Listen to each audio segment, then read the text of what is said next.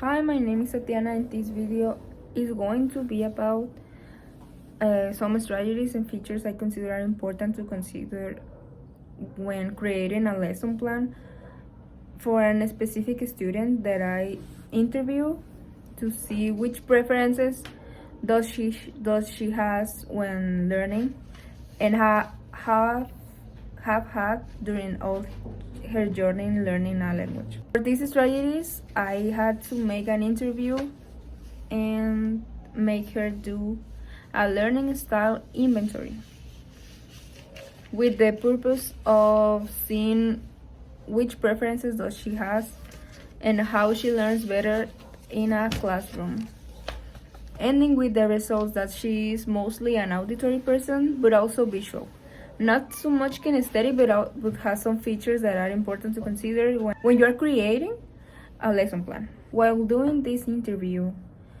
besides the question I made her, I noticed some personality traits and features she has.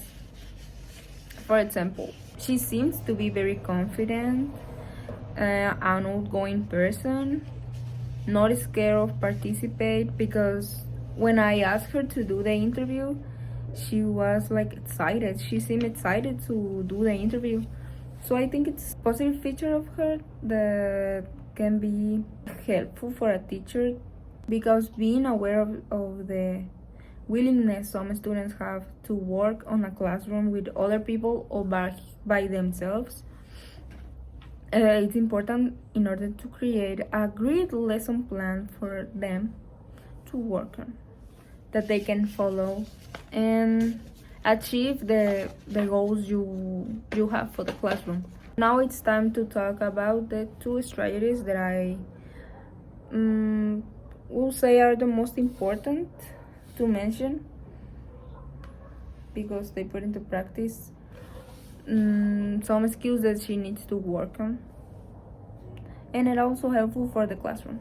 The first strategy is about recording herself explaining for 3 to 5 minutes a topic chosen by the student. This is because she mentioned that even though she is very confident speaking in Spanish, in English she's not as confident. So I want her to work on that in order to have a good proficiency in the language. This strategy will help the student to research, see the new vocabulary that she will learn, practice it, and also with the pronunciation of some words that she may struggle with, or just to perfectionate it. Now with the second and last strategy is to make an appealing lesson for her to foster a real interest in the knowledge to be acquired.